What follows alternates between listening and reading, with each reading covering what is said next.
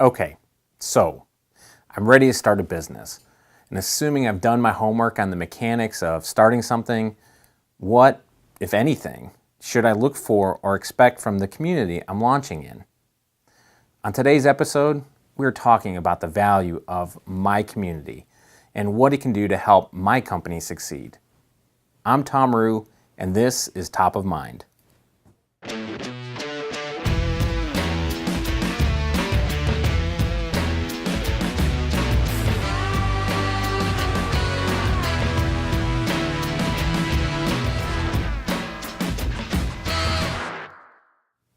In her book, It Takes a Village and Other Lessons Children Teach Us, Hillary Clinton famously or infamously, based upon your politics, advocated for a society that assumes shared responsibility for raising children.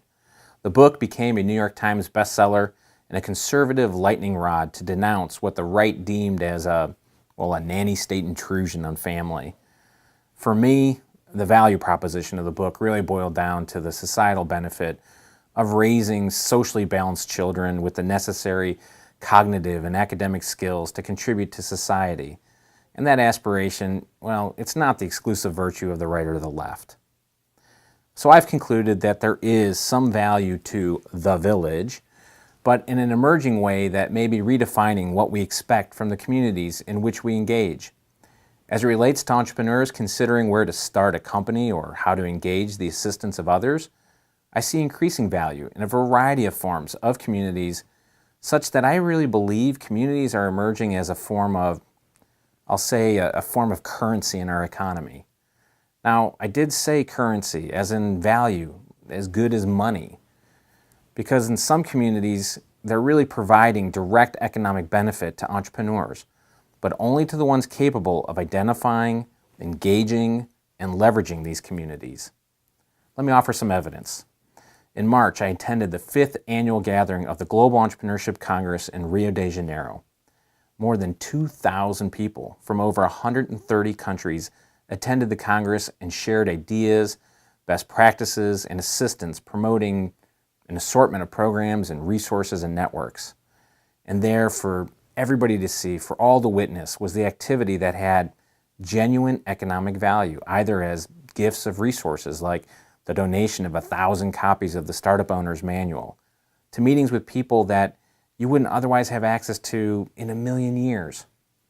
And whereas the research purists watching this would, I'll say rightfully so, suggest that one couldn't simply assert that economic benefit is directly caused by this global network, one can certainly observe a correlation.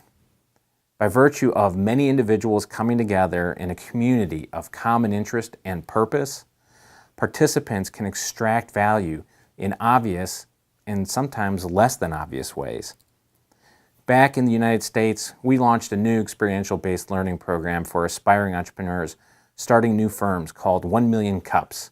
We featured one MC last year on Top of Mind. The premise behind 1 Million Cups was really built from the notion that if we could have more conversations, presumably caffeinated over a cup of coffee, we can encourage and assist more individuals to start firms by sharing the knowledge and experiences of others. The program really just became a platform for community-based experiential learning for the aspiring entrepreneurs who present every Wednesday morning.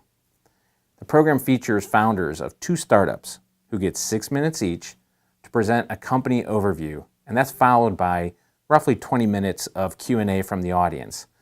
An audience which now boasts more than 200 plus weekly in Kansas City alone and in 6 other cities. Invariably, each company gets to the question, how can the community help you? And for the entrepreneurs who have done their homework, namely they've attended prior 1MCs, they can anticipate this question and they get a rare opportunity to ask a large group of people to sample my product, download my app, help me find office or warehouse space, help me find programmers, marketing professionals, or other employees that they might need. At the recent 1-year anniversary of the program, alumni got up on stage and they shared an update on their progress post 1 Million Cups. And participant after participant could point to the tangible benefits from the program by virtue of the 1MC community that engaged with them. A more recent book espousing the virtue of community or ecosystem is Brad Feld's Startup Communities, Building an Entrepreneurial Ecosystem in Your City. In the book, Feld identifies roles for people in the community. He calls them leaders and feeders. In his view of successful ecosystems, leaders, they're bona fide entrepreneurs, people that have genuinely been there, done that. And the feeders, well, they're the well-intended everybody else in the community who really has an interest in supporting and growing these communities. The existence of these communities, however, isn't always obvious. So that's why we recently deployed a new channel on our Entrepreneurship.org website named Ideate Nation. Viewers may recall just a few weeks back we mentioned Ideate as a multimedia online journal focusing on the entrepreneurial ecosystems of cities around the country. The channel debuted with a look at the Iron City, better known as Pittsburgh.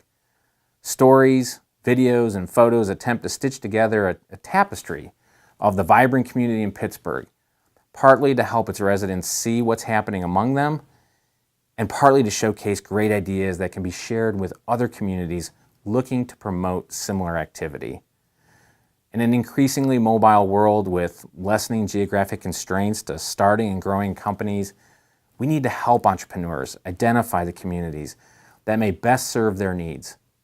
In so doing, communities will realize the economic benefit of supporting the activities and needs of founders who are working very hard to plant the seeds of economic growth in their community gardens.